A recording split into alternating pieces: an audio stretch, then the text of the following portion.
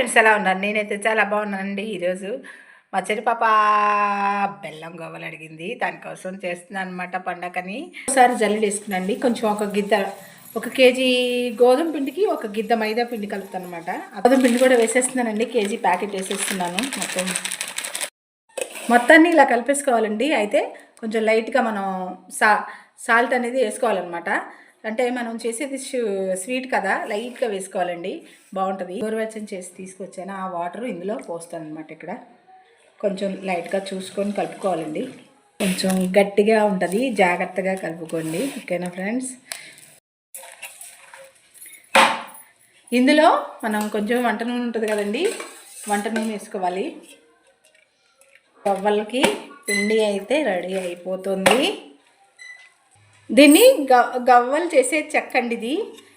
మనకి బయట దొరుకుతుంది చెక్కలు, అదే జాడీలు అవి దొరుకుతాయి కదా సామాన్లు, అక్కడ దొరుకుతాయి కనుక మనకి దీని మీద కొంచెం ఆయిల్ అప్లై చేసుకోవాలి. అప్లై చేసుకొని ఇట్లాగా మనం ఆల్రెడీ గవ్వల పిండి కలుపుకున్నాం కదా, మనం ఎంత సైజు కావాలి అంటే అంత సైజు తీసుకోవాలండి పిండి. పెద్దది కావాలి అనుకుంటే పెద్ద సైజు తీసుకోవాలన్నమాట, చిన్నది కావాలంటే చిన్నది తీసుకోవాలి. అట్లా ఓకేనా ఫ్రెండ్స్?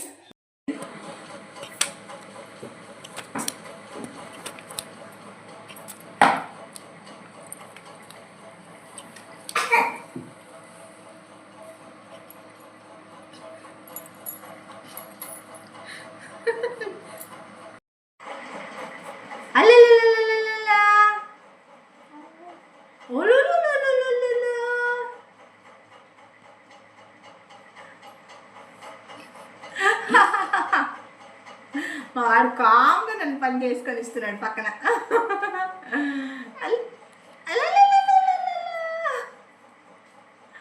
ఓందమ్మా, ఓంది ఓంది. ఆమె తిన్నావా? బబ్బు తాగివా? బబ్బు తాగివా?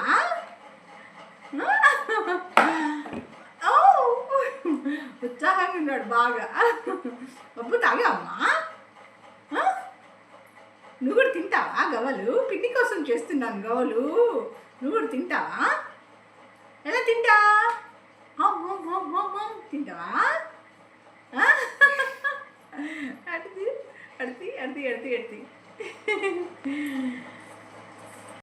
ఇట్లాగే ఇవన్నీ చేసేసుకోవాలండి. చేసేసుకున్నాక ఒకేసారి స్టవ్ దగ్గరికి వెళ్ళి ఆయిల్ పెట్టుకోవాలన్నమాట. ఓకే ఫ్రెండ్స్, స్టవ్ వెలిగించి బాండీ పెట్టుకోవాలి. బాండీ పెట్టేటప్పుడు దేవుని తలుచుకొని పెట్టుకోవాలి. ఆయిల్ పోసేసుకోవాలండి. ఆయిల్ అయితే బాగా వేడెక్కిపోయిందండి, ఇంకా వేసేసుకోవడమే గవ్వలో. నేను ఎత్తుకోవాలా?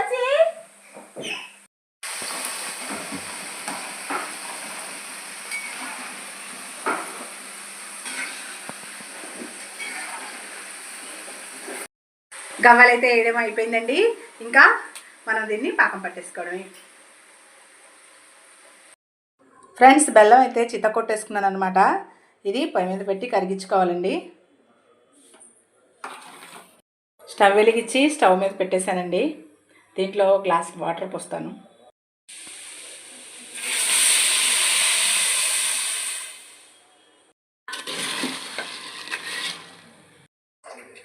బెల్లం కరిగేలోపు మనం యాలక్కాయలు రోట్లో వేసుకొని దంపుకున్నామండి. ఆ బెల్లం మొత్తం కూడాను కరిగిన తర్వాత మళ్ళీ వేరే గిన్నెలోకి వడగట్టుకొని అప్పుడు మళ్ళీ పాకం పట్టుకోవాలండి. ఎందుకంటే బెల్లంలో కొంచెం తరకలు అవి ఉంటాయి అన్నమాట, డైరెక్ట్గా పాకం పట్టేయకూడదు. నేను కరగబెడుతున్నాను అనమాట. ఓకేనా ఫ్రెండ్స్?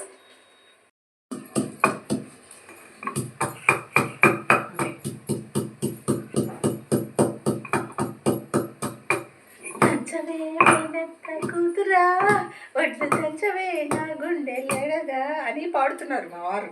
నేను ఇట్లా రోట్లో పచ్చళ్ళు చూస్తుంటాం ఒకసారి.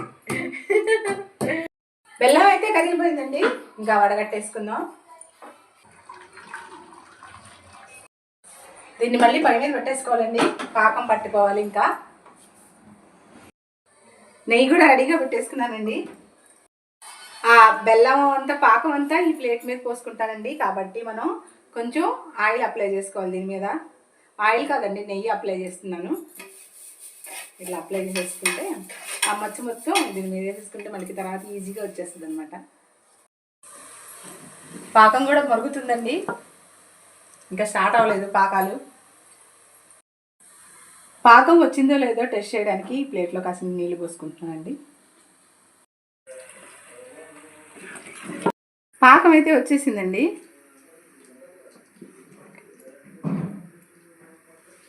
అట్లా చేసుకోవాలన్నమాట.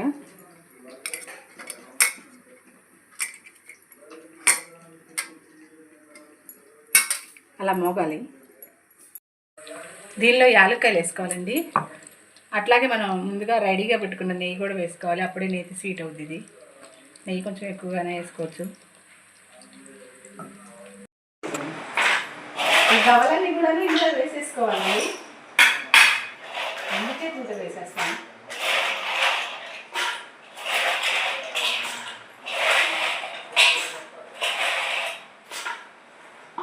ఒకసారి తిప్పేసుకో.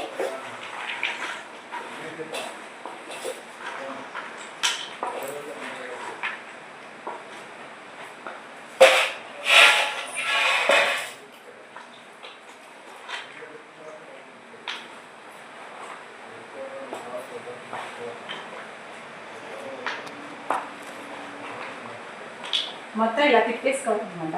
కొంచెం గట్టిగా ఉంటుంది.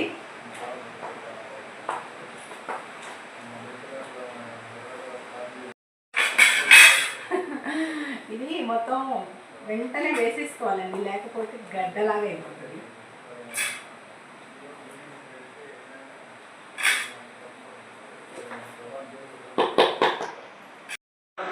టేస్టీగా నేతి గవ్వలు రెడీ. ఇంకా ఆలస్యం ఎందుకు? ఓకే ఫ్రెండ్స్, ఈ వీడియో కనుక మీకు నచ్చినట్టయితే ఖచ్చితంగా లైక్ చేయండి, అదేవిధంగా షేర్ చేయండి. మీరు కొత్తగా కనుక నా ఛానల్ చూస్తున్నట్టయితే సబ్స్క్రైబ్ మాత్రం చేయకుండా ఉండమాకండి ఫ్రెండ్స్. Okay friends, bye. కాలిపోతుంది. Okay friends, bye. అందరూ కూడా పండగ హ్యాపీగా చేసుకోవాలని నేను కోరుకుంటున్నానండి. మీ ఫ్యామిలీ మెంబర్స్ తోటి, అదేవిధంగా మీ పిల్లలతోటి చాలా ఎంజాయ్గా ఉండాలని నేను మనస్ఫూర్తిగా కోరుకుంటున్నాను.